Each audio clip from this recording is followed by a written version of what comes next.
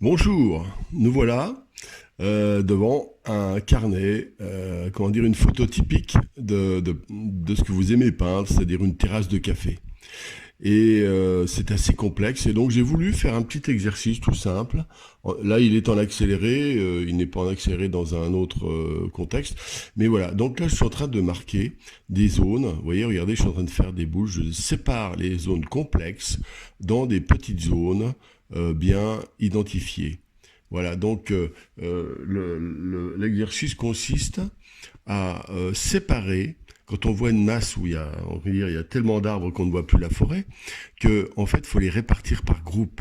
C'est très important. Vous voyez, là, je fais une certaine boule. Là, voilà, j'ai mis comment dire, je suis en train d'indiquer l'ensemble des masses qui sont en place. D'abord, la ligne qui va voilà, cette première masse, c'est celle-là que je vais faire, ou qui englobe les trois personnages, plus les chaises, plus les tabourets, etc., qui sont juste devant vous ici, comme ça. Ensuite, il y a l'autre qui est à droite, mais je ne la ferai pas. Je vais juste faire cette partie-là, parce qu'évidemment, c'est un petit exercice tout simple. Mais c'est ce que vous pouvez faire quand vous êtes au café, avec un petit carnet, et amusez-vous quand vous le faites. C'est très important. Première étape, j'ai cherché donc l'espace dans lequel tout ça va se situer. Et je l'ai proportionné de telle sorte que ce soit cohérent. Vous voyez, je suis allé depuis le truc déroulant au-dessus, là où s'écrit Café de Flore, jusqu'au pied des personnages. Voilà. Et puis ensuite, je répartis, je cherche d'autres éléments qui sont notamment les parasols, qui vont articuler. Cherchez toujours des zones qui sont structurées, qui donnent, qui indiquent, comment dire, des espaces bien identifiés. Par exemple, la ligne du parasol, du piquet du parasol est très importante. Très important parce que elle permet déjà de découper l'espace, et ensuite il y a de plus en plus d'éléments qui vont devenir visibles. Alors là, je marque le haut, c'est-à-dire l'endroit où c'est écrit Café de Flore, et je crée donc le contexte avant même d'avoir commencé les personnages. Toujours aller des lignes principales vers les lignes secondaires, puis ensuite les détails. Voilà. Et donc là, dans cette masse que vous avez vu, que vous voyez ici, il y a donc ces trois personnages qui sont bien cadrés sur donc ce parasol. Et puis il y a la limite inférieure, la limite à gauche, la limite à droite. Et donc j'ai déjà limité le nombre de potentialités qui seraient une source de confusion, sinon, si vous attaquez sans faire ça. Donc, le principe de ce genre de croquis, c'est de marquer des zones, comment dire, identifiées, séparées les unes des autres, qui permettent donc de s'y retrouver. S'y retrouver quand il y a 20 personnages et les faire à la queue leu, c'est impossible. En faire 3, c'est possible. Voilà, donc c'est exactement ce que je suis en train de faire.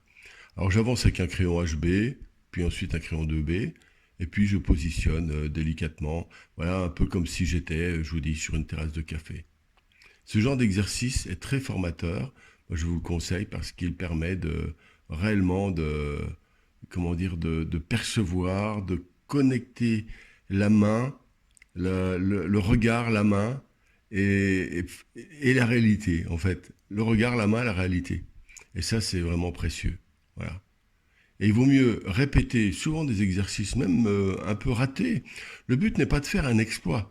Vous voyez, ma démarche, le but n'est pas de faire un tableau qui va épater tout le monde, etc. Parce que je sais que beaucoup parmi vous ne dessinent pas énormément.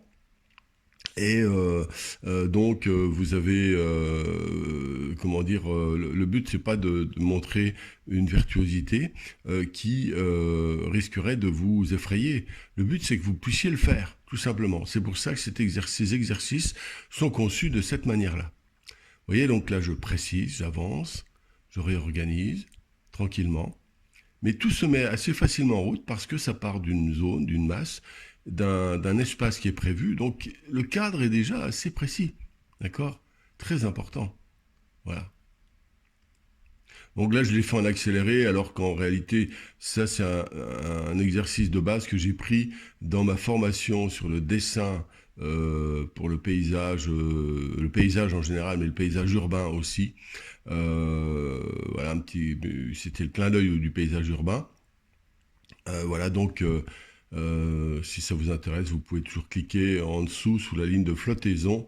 Il y a un lien pour avoir accès au contenu de cette formation si ça vous intéresse. Voilà. Et là, c'est juste un petit exercice simple, fait en 10 minutes, je crois. Et juste c'est ce genre d'exercice qui vous fera progresser en dessin. Il n'y a rien de plus efficace que ça pour faire progresser en dessin. C'est-à-dire des petites choses. Là, c'est assez compliqué quand même, il faut reconnaître, hein. Voilà. Et capter le mouvement. Alors des fois c'est un peu confus parce qu'il y a une fille qui a là dans ce cas-là qui a se cache du soleil avec une espèce de triangle là et puis il y en a un qui est derrière et tout. C'est souvent confus comme ça. Mais c'est cette confusion qui crée aussi une vie intéressante dans tout comment dire dans le non-dit, dans le flou, dans le souple, etc. Voilà. Donc entraînez-vous, prenez un carnet de croquis, un crayon HB, un crayon 2B, et puis allez-y, ce sera une autre voie.